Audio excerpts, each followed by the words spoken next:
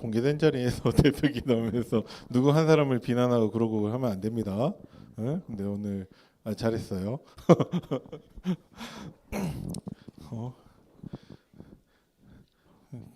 찬주이는 목사님과 같이 지훈이 잡으러 가자. 자, 하나님 말씀은 출애굽기 17장 1절부터 7절입니다.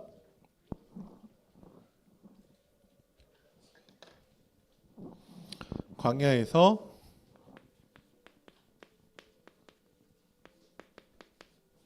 훈련하시는 하나님.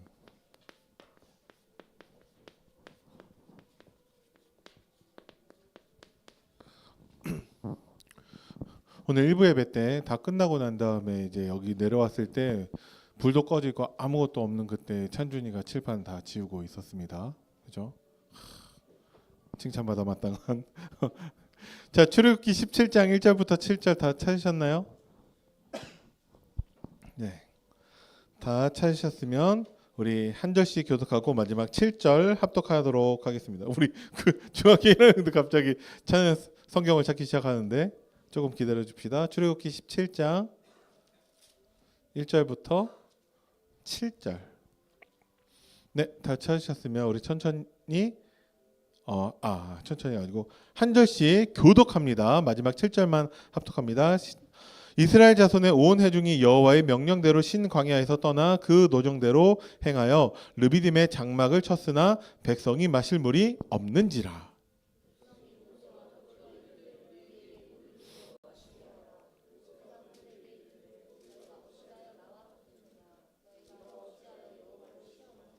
거기서 백성이 목이 말라 물을 찾음에 그들이 모세에게 대하여 원망하여 이르되 당신이 어찌하여 우리를 애굽에서 인도해 내어서 우리와 우리 자녀와 우리 가축이 목말라 죽게 하느냐.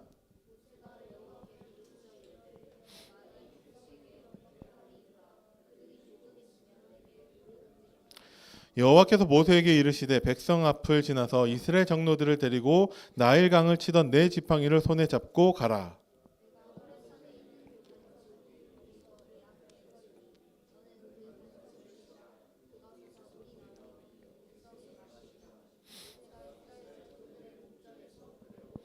합독합니다. 그가 그곳 이름을 마사 또는 무리바라 불렀으니 이는 이스라엘 자손이 다솜이라 미요 또는 그들의 여호와를 시험하여 이르기를 여호와께서 우리 중에 계신가 안 계신가 하였음이더라. 아멘. 자,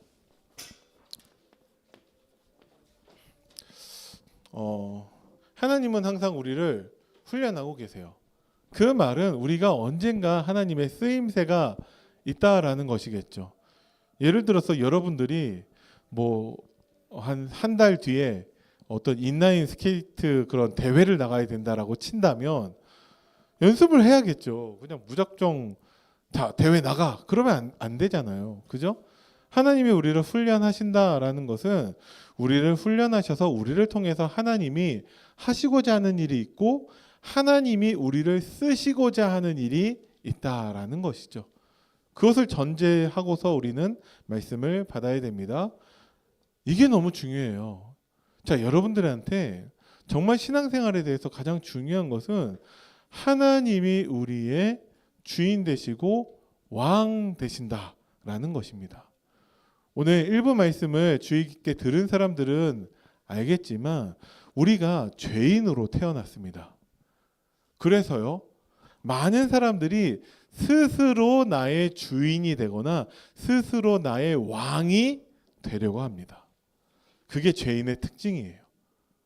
내가 내 인생의 주인 돼서 살려고 한다니까요. 근데 우리의 진짜 주인은 하나님이시고 하나님이 우리의 왕이세요. 그죠? 그래서 하나님이 항상 우리와 함께 하십니다. 우리 입장에서 보면 하나님은 항상 우리와 함께 계셔야만 하는 거예요. 그게 하나님 자녀입니다. 그게 신앙생활이라는 거예요. 이해되시나요?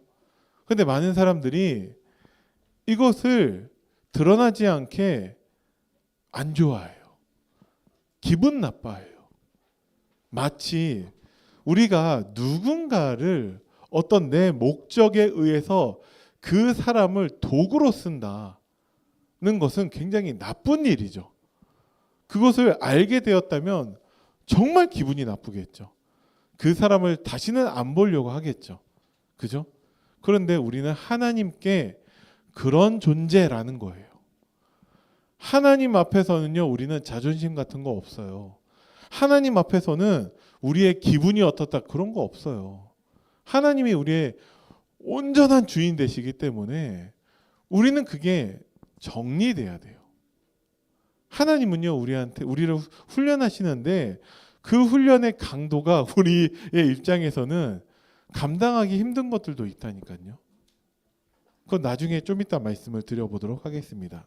자, 먼저 볼 것은 이스라엘 백성들이 어디에 갔죠? 시인 광야를 지나서 르비딤, 거꾸로 썼어.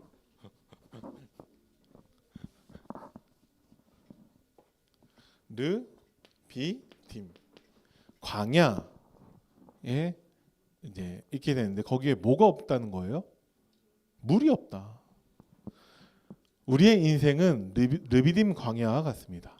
그래서 여러분들이 어른들의 말을 주의 깊게 들어보면 5가지 얘기밖에 안 해요. 여러분들도 그렇게 될 거예요. 무슨 말을 하냐? 일단 힘들다. 살기 힘들어요. 어렵다.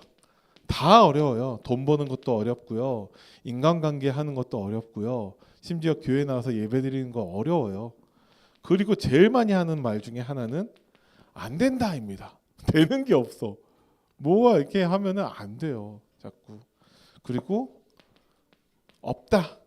나는 돈도 없고 나는 백도 없고 나는 뭐 지식도 없고 없다. 그리고 결국 이 말로 끝납니다. 죽겠다.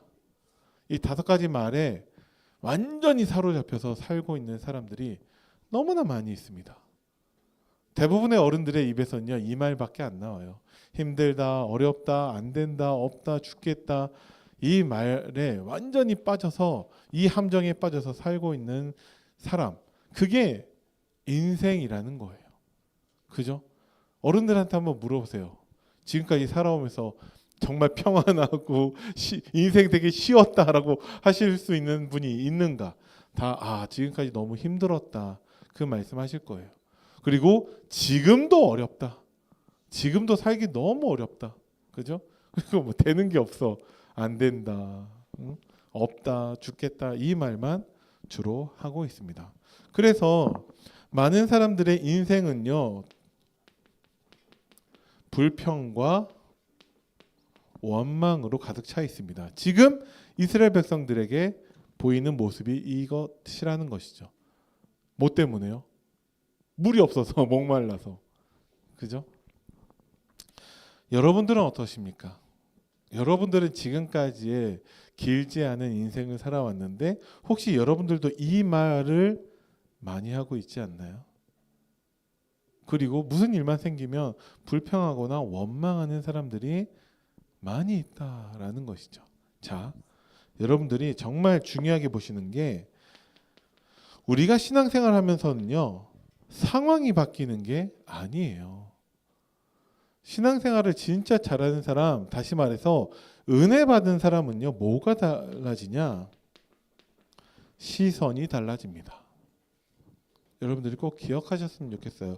어쩌면 여러분들 나이 때에는 이 말이 잘 안 들릴 수 있어요. 상황이 달라지기를 바래요. 그래서 어떤 기도하죠? 문제 해결 기도한다니까요. 그리고요, 소원 성취 기도해요. 하나님 이 문제 해결해 주세요. 하나님 내 소원 이루어 주세요. 그런 기도 참 많이 하잖아요. 그죠? 그러니까 무슨 문제만 생기면 해결해 달라고, 하나님 이번에 100점 받게 해주세요. 하나님 좋은 대학 가게 해주세요. 그냥 내 소원만 계속 하나님께 청구서 내미는 많은 기도들이 있습니다. 그런데요, 진짜 은혜 받은 사람들은요, 상황을 바꿔주시기를 기도하는 게 아니라 그 시선이 바뀌게 됩니다. 요셉이요, 노예가 되었다니까요. 근데 요셉은 노예를 재앙으로 보지 않아요. 하나님의 생명을 구원하시기 위해서 나를 먼저 애굽으로 보내신 것이다. 시선이 바뀝니다. 노예가 해결됐나요? 해결 안 돼도 상관이 없다니까요. 기준이 문제 해결 소원 성취가 아니에요. 하나님이 나의 주인 되시기 때문에 하나님의 시선으로 모든 것을 보게 됩니다. 그게 참된 은혜고요. 그게 참된 응답이에요. 하나님의 시선으로 모든 것을 바라보는 자에게 하나님은 모든 것을 다 허락해 주세요. 근데 단순히 그냥 문제 해결, 소원 성취 이거 바라는 사람에게는요, 하나님 절대 응답하지 않으세요. 나는 문제 해결, 소원 성취 기도했는데 응답 받았는데요? 그게 응답이 아닐 수 있어요. 왜? 앞으로 신앙생활 계속 그렇게 할 거니까. 문제 해결해 주세요. 소원 성취해 주세요. 그거는 절간 다니는 사람도 한다니까요. 그건 무당 쫓아다니는 사람들은 잘해요. 우리의 신앙생활이 그들과 똑같으면 안 되겠죠. 그죠? 자, 디모데후서 2장 3절과 4절 말씀을 보시면요. 너는 그리스도 예수의 좋은 병사로 나와 함께 고난을 받으라. 병사로 복무하는 자는 자기 생활에 얽매이는 자가 하나도 없나니 이는 병사로 모집한 자를 기쁘게 하려 함이라. 여러분들의 정체성을 다시 한번 확인해 보시기 바랍니다. 무엇을 통해? 말씀을 통해서. 우리의 인생이요, 우리가 성공하고 부자 되고 뭐 이런데 우리 인생의 방향이 맞춰져 있지 않아요. 근데 자꾸 그런 것들을 위해서 살아가려고 한다면 그만큼 하나님과 멀어지게 됩니다. 하나님과 멀어지는 것, 그것을 성경은 뭐라고 얘기하냐?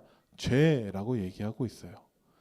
그래서 죄인 된 사람들은 하나님과 멀리 떨어져서 살고 있죠.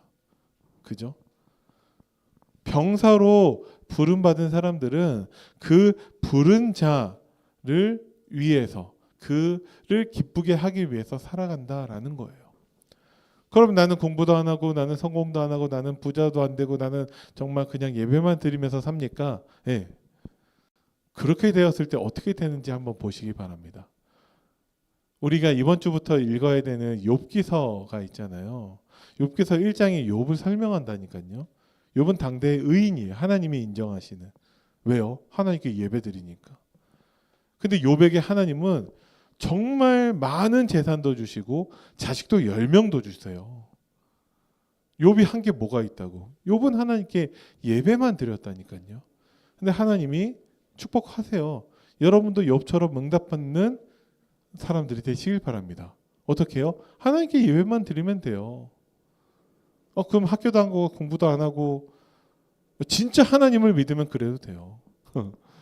근데 진짜 하나님을 믿는 사람은요, 생명 걸고 공부한다니까요. 왜? 병사로 모집한 자를 기쁘게 하기 위해서.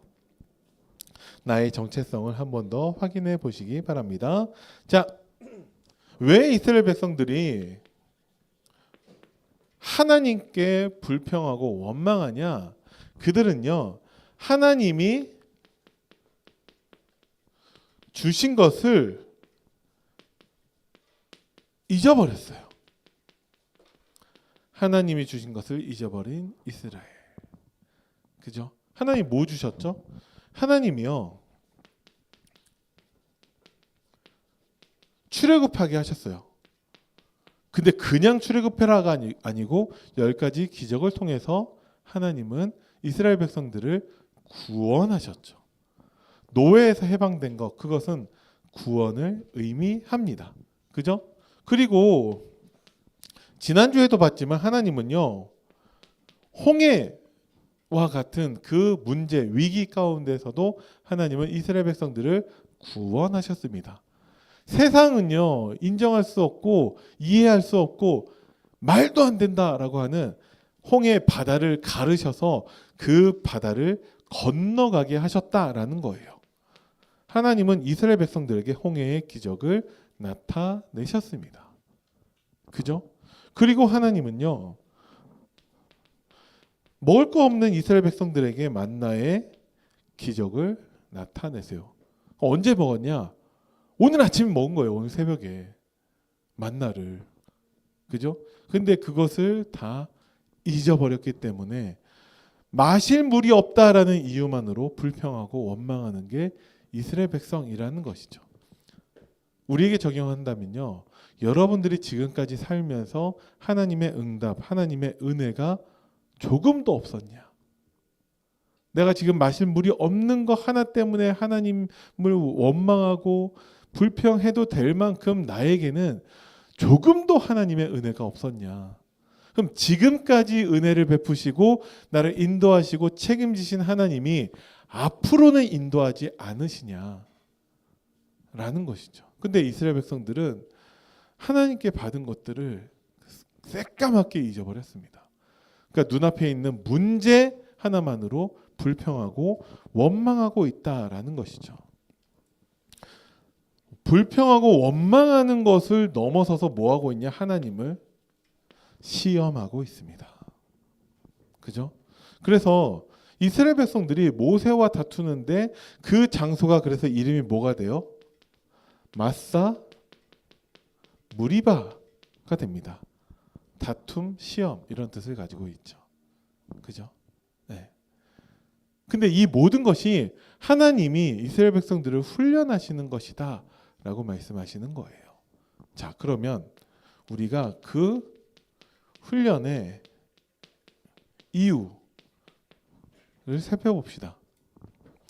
이것을 모르면 하나님을 시험하고 있다니까요. 감히.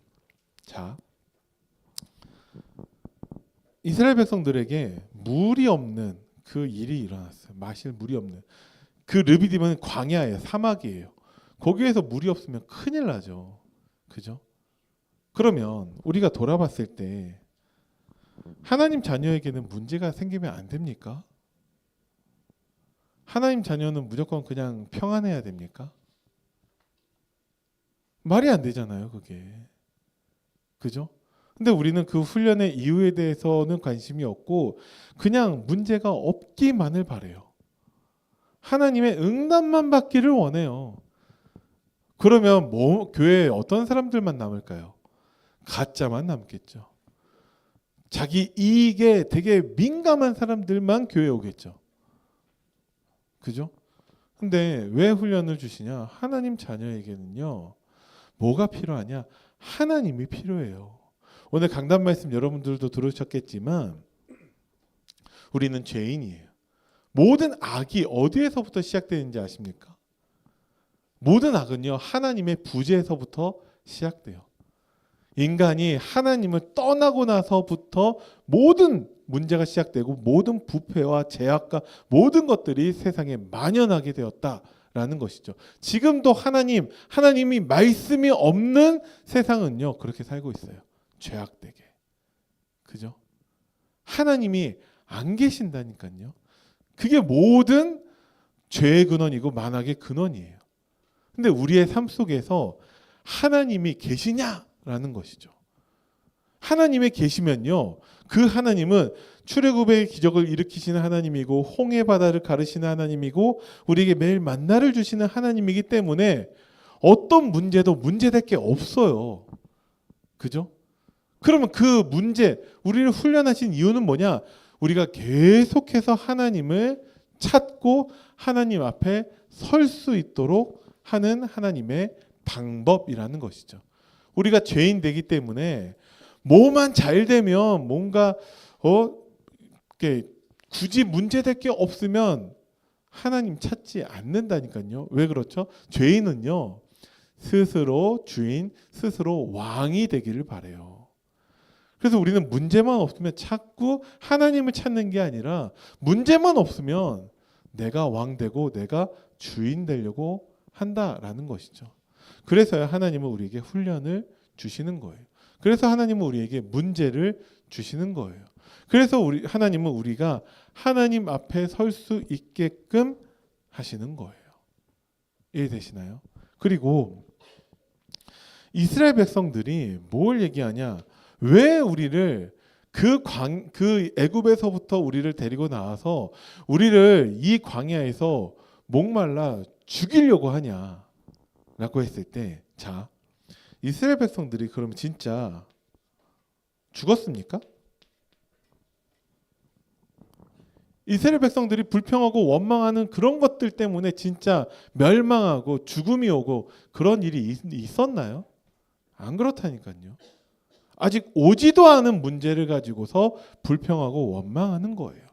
예를 들어서 아까 말씀드리려고 했었던 게, 목사님이 말씀을 들으면서 그 생각을 해봤어요.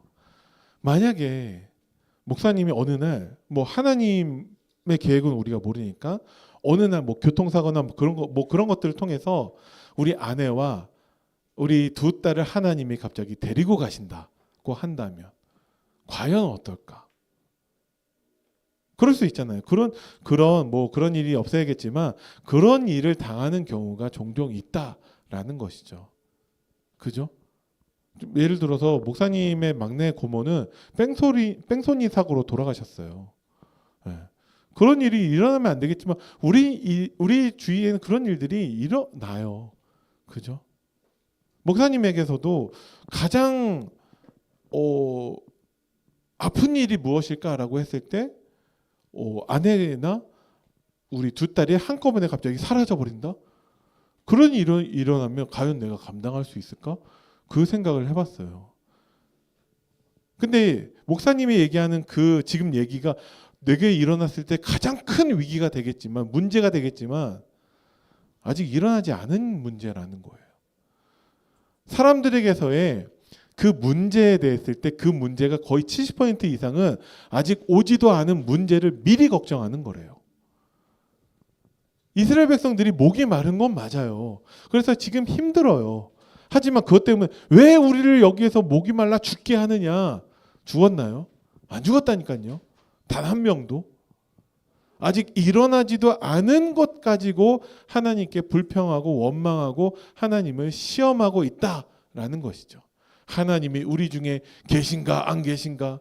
그래서 하나님이 우리를 위해서 역사하시냐? 하나님이 나를 위해서 봉사하시냐? 하나님이 내가 주인이고 내가 왕인데 하나님이 나를 위해서 하시느냐? 그것 따지고 있는 거예요.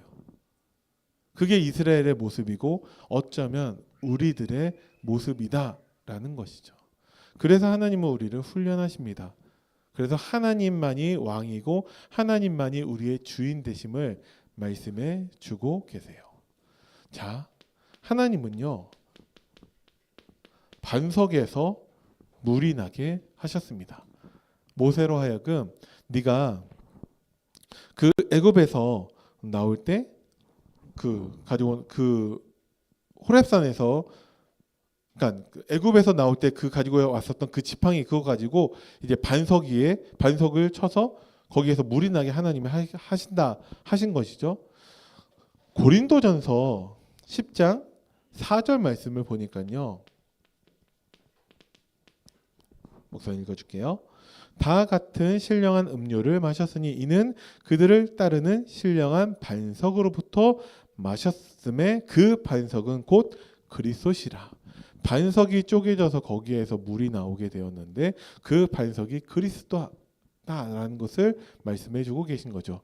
우리를 목말라 죽게 하느냐? 안 죽었다니까요.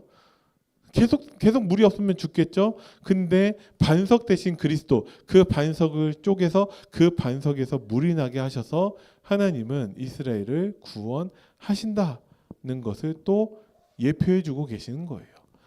그 그리스도가, 그 반석이 곧 그리스도라는 것이죠. 이것은 우리에게 무엇을 의미하냐? 오직 예수만이 우리의 소망 되신다라는 거예요. 그래서 여러분들, 하나님이 우리를 훈련하실 때, 우리에게 많은 문제나 어려움이 올 때마다 여러분들은 우리의 반석 대신 오직 예수만 바라보시기 바랍니다. 그죠? 그러니까 우리에게서의 오직 예수라는 것은 단순히 그냥 작은 지식이 아니에요.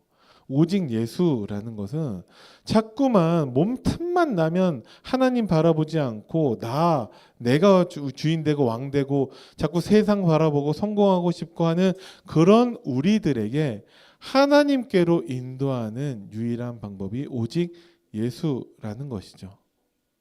그러니까 어떤 것이 우리에게 문제가 있다 할지라도 어떤 것도 문제되지 않게 만드는 것이 오직 예수라는 거예요. 근데 우리는 얼마만큼 오직 예수를 누리고 있습니까? 이스라엘 백성들이 방금 전에 있었던 하나님의 그 구원의 역사, 기적도 다 잊어버리고 눈앞에 있는 문제 때문에 불평하고 원망한 것처럼 우리도 오직 예수라는 비밀을 가지고 있음에도 불구하고 놓치고 우리도 똑같이 불평하고 원망할 수 있다라는 것이죠. 하나님을 바라보지 않는다라는 거예요. 그래서 하나님은요, 지금도 우리를 훈련하셔서 하나님은 무엇을 기다리고 계시냐? 기다리고 계시는 거예요. 하나님은 우리의 믿음을 기다리고 계세요. 왜? 하나님이 우리를 통해서 하시고자 하는 일이 있다니까요. 하나님이 우리를 쓰시고자 하는 일이 있다라는 거예요. 근데 하나님이 우리를 통해서 일을 하시는 거기에는 하나님이 우리를 쓰시려고 하는 것에서는 믿음이 필요해요. 오직 예수에 대한 믿음이. 그러면 우리는 어떻게 해야지 믿음을 가질 수 있습니까? 믿음은 들음에서 나죠. 들음은 말씀으로 말미암고 우리는 말씀을 통해서 하나님을 바라봐야 한다라는 것입니다. 매 순간 문제 왔을 때만이 아니라 매 순간 여러분들의 삶을 통해서 하나님을 바라보시기 바랍니다. 그러면 여기에서 한 발자국 더 나아가서 하나님을 바라본다라는 게 무엇을 말합니까? 하나님을 바라보세요. 네, 아멘. 뭐 거기까지 다 한다니까요. 동의한다니까요. 도대체 하나님을 바라보는 게 뭐냐고요. 그게 중요하잖아요. 그죠? 그래서 말씀을 가까이 하라. 그래서 말씀을 읽고 듣고 묵상하고 하라는 거예요. 진짜 우리가 하나님을 바라본다라는 것은 우리에게 가장 그것이 대표적으로 나타나는 모습이 기도입니다. 문제가 왔을 때 하나님께 기도하고 있는가? 문제가 없어도 하나님께 기도하고 있는가? 목사님이요. 그래도 자주 저희 어머니하고 통화를 해요. 통화 왜 하냐? 할 얘기가 없는데 뭐 그냥 해요. 통화. 왜? 그게 제가 할 수 있는 효도라고 생각하고 있기 때문에 그냥 하는 거예요. 문제가 없어도 뭐 어머니한테 뭐 어떤 요구 사항이 없어도 그냥 전화해요. 그래서 왜 전화했니? 그냥 했다고. 그래 그럼 끊어라 하고서 뭐 전화가 되게 싱겁게 끝나요. 근데 그냥 해요. 하나님은요. 우리가 그냥 기도하기를 원하세요. 문제 해결해 주세요. 소원 성취해 주세요. 그 기도 말고 하나님 자체를 누리는 기도를 하시기 바랍니다. 하나님은 나의 주인이시고 나의 왕이시고 하나님은 나를 구원하시고 지금도 함께 하시고 하나님을 그냥 기도해 보시기 바랍니다. 결론입니다. 지난주 서론 말씀을 여러분들 혹시 아시나요? 은혜를 정의 내려주셨습니다. 뭐가 은혜죠? 은혜는요, 모든 상황 속에서 은혜를 베푸시는 주권자 하나님을 바라보는 게 은혜예요. 문제가 해결되는 게 은혜가 아니고요. 내 소원이 이루어지는 게 은혜가 아니고, 그래서 좋은 성적, 그래서 좋은 대학 가고, 우리 가족 부자 되고 병에서 낫고, 그게 은혜가 아니고, 모든 상황 속에서 하나님을 바라보는 게 은혜입니다. 절대 죄인들이 안 되는 게 이 은혜를 조금도 누리지 못하죠. 저 세상이요. 모든 게 다 있어요. 하지만 세상은 하나님이 없다니까요. 그러면 하나님이 없는 그 세상은요. 지옥과 같아요. 지옥은 어떤 것이냐? 하나님의 은혜가 조금도 미치지 않는 곳이 지옥입니다. 그죠? 그러면 세상은 어떤 것이냐? 모든 것이 다 있지만 세상에 사는 사람들은 이렇게 산다니까요. 왜? 하나님의 은혜가 없어서. 똑같이 세상에 살고 있으면서도 하나님의 은혜 가운데 있는 사람들은 어떤지 아세요? 불평과 원망의 자리에서 감사의 자리로 옮겨져 있어요. 똑같이 세상에 살고 있으면서. 힘든 세상이에요. 똑같아요. 우리도 힘들어요. 우리도 어렵고 뭐 안 되고 없고 뭐 죽겠다 하는 그 세상 가운데에서 근데 다른 건 한 가지, 감사의 자리로 옮겨지게 됩니다. 왜? 하나님이 함께 하시니까. 우리가 그 하나님을 바라볼 수 있다라는 것만으로 우리를 하나님이 감사의 자리로 옮겨 주십니다. 여러분들이 한번 고민해 보세요. 내가 있는 현장이 마사, 무리바와 같은 현장 가운데 있는지 아니면 나는 감사의 자리에 있는지 여러분들이 스스로 돌아보시기 바랍니다. 그리고 여러분들이 하루에 한 번씩 의도적으로라도 감사해 보시기 바랍니다. 감사할 것들이 있는지 한번 찾아보세요. 너무 많다니까요. 근데 가장 먼저 감사할 것이 무엇이냐? 내가 감사할 것을 찾으면서 하나님을 바라보는 것. 그게 은혜라니까요. 그래서 하나님은 그렇게 여러분들을 훈련시키실 거예요. 모든 것 가운데에서 하나님의 은혜를 찾는 자, 하나님을 바라보는 자, 모든 상황 속에서 그래서 감사할 수 있는 사람으로 하나님이 훈련하실 거라니까요. 그럼 나중에 힘들고 어렵고 막 이런 것들 거치고 난 다음에 이렇게 되지 마시고 지금 그 훈련의 성과를 하나님께 나타내시면 됩니다. 모든 상황 속에서 하나님을 바라보고 모든 상황 속에서 하나님께 감사하고 의도적으로 하루에 한 번이라도 해보세요. 한번. 그러면 여러분들이 정말 좋은 성적으로 그 훈련을 수료하는, 그래서 하나님께 쓰임받고 하나님이 나를 사용하시는 그 응답의 주역으로 서게 될 줄 믿습니다. 기도하겠습니다. 살아계신 하나님, 은혜를 감사드립니다. 우리 중고등부 모든 우리 학생들, 우리 교사 선생님들 포함해서 우리 모든 이들이 정말 불평과 원망의 자리에서 옮겨져 감사의 자리에 있게 하시고 정말 하나님을 모든 상황 속에서 하나님을 바라보는 은혜를 누릴 수 있도록 하나님이 성령으로 역사하여 주옵소서. 감사드립니다. 우리 주 예수 그리스도 이름으로 기도드립니다. 아멘.